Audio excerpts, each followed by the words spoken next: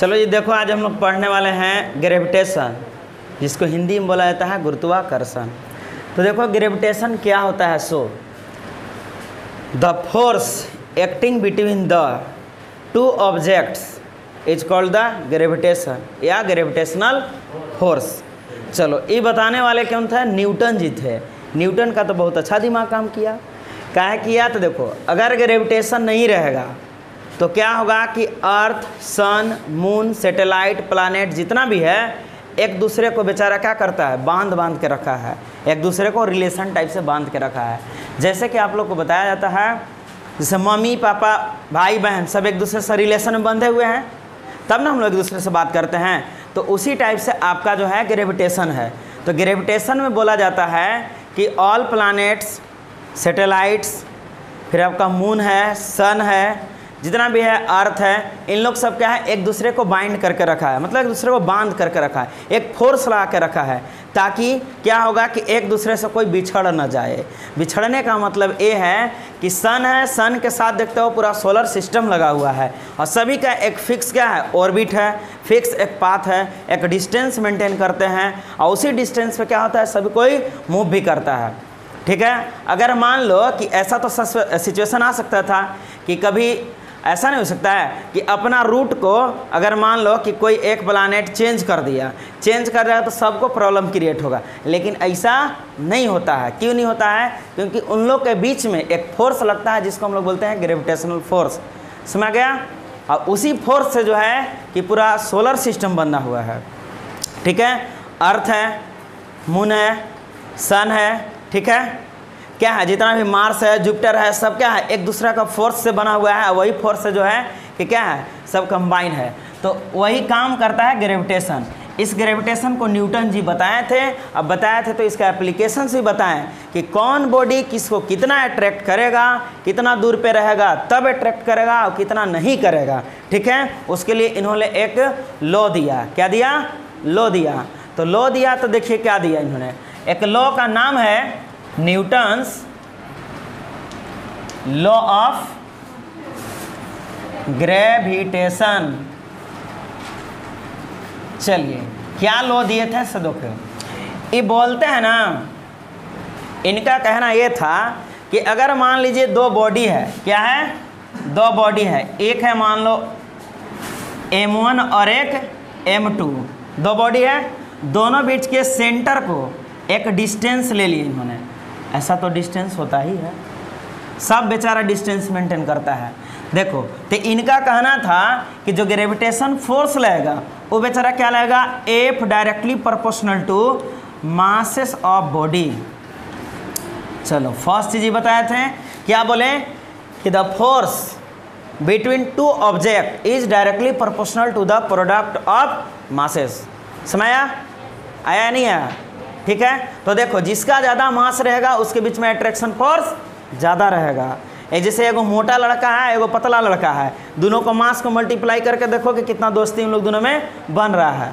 समझ आया? अगर दोनों बढ़िया मोटा मोटा है, कहने का मतलब दोनों देखता है बैठता है टू व्हीलर पर तो हम गाड़ी एकदम रचा चलेगा, तो दोनों के बीच में क्या है? अट्रैक्शन फोर्स बढ़िया है। अब पतला वाला को मान लो बैठा दिया जाए तो पता चला कि अगला जा रहा है, पिछले का उड़िया गया, पता नहीं चलेगा।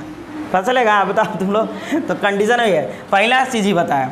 दूसरा क्या बोलते हैं? कहने का मतलब ये चीज़ है कि ऑब्जेक्ट का मास जितना ज़्यादा रहेगा उन लोग के बीच में फोर्स ऑफ अट्रैक्शन ज़्यादा रहेगा। समझ गया बात? उसी टाइप से एक और रूल्स बताएं। क्या बताएं कि gravitational force is inversely proportional to the square of distance between the centre of object. ठीक है। उन लोग के सेंटर से लेकर के दोनों सेंटर के बीच में देखा जाएगा कि डिस्टेंस क्या है। तो डिस्टेंस इन्होंने बताया, लेट किया था फॉर्मूला बनाते समय कि r है, डिस्टेंस को r से लिया गया, तो इसको दिया गया कि स्क्वायर का क्या होता है? डायरेक्टली प्रोपोर्शनल होता है। मतलब कि दूरी अगर बढ़ेगा तो फोर्स ऑफ अट्रैक्शन घटेगा। घटेगा या नहीं घटेगा? श्योर है घटेगा। जैसे लॉकडाउन में आदमी देखो क्या हुआ, दूरियां बढ़ा दिया तो फोर्स ऑफ अट्रैक्शन घट गया। तो वही बात है यहाँ पे। तब भी देखो इतना ज़्यादा दूर है, 15 करोड़ किलोमीटर सन और अर्थ के बीच में तभी कितना फोर्स ऑफ अट्रैक्शन लगा हुआ है। क्यों? क्योंकि उन लोग दोनों में मास भी तो हैवी है। समझा? तब उसके बाद इन्होंने इसको और सोल्व किए। क्या सोल्व किए? From equation first and equation second. देखो फर्स्ट और सेकेंड इक्वेशन जब इन्होंने चला तो अगर ऐसा सिचुएशन आएगा कि प्रोपोर्शनल का साइन रहेगा तो लेफ्ट में जब एक जैसा दो चीज़ रहे या 2000 चीज़ रहे, एक जैसा ही हो जाएगा उन लोग।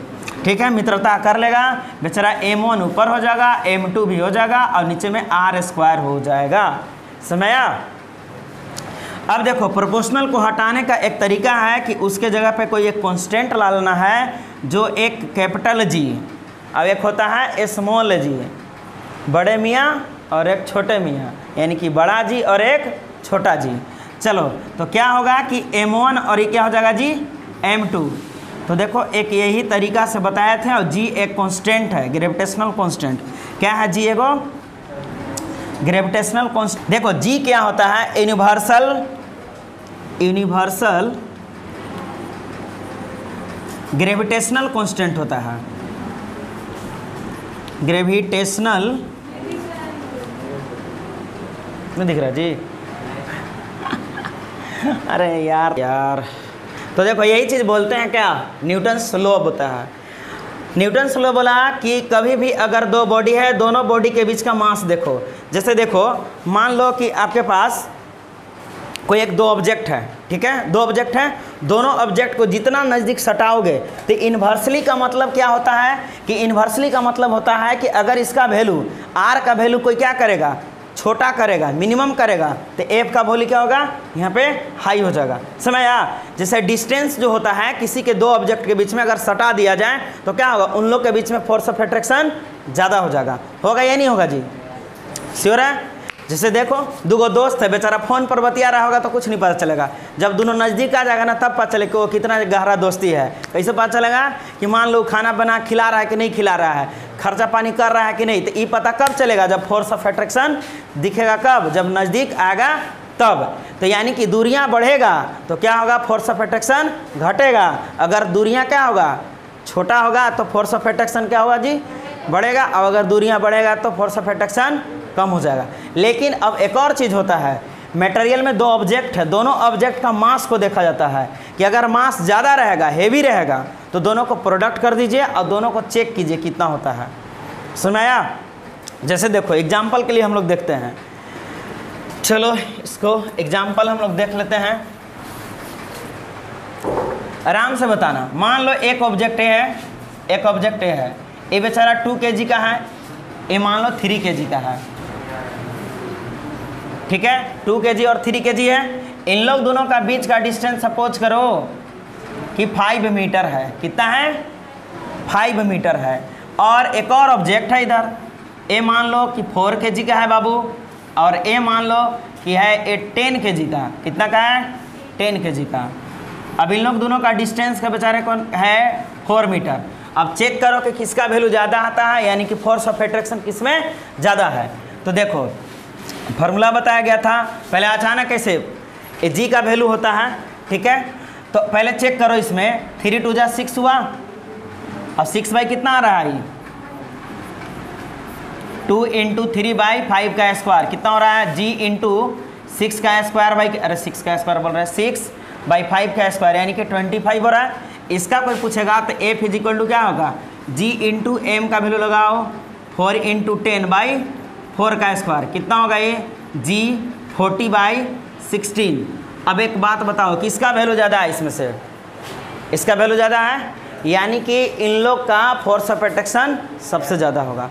इतना समझ आया कि नहीं आया? चलो ठीक है।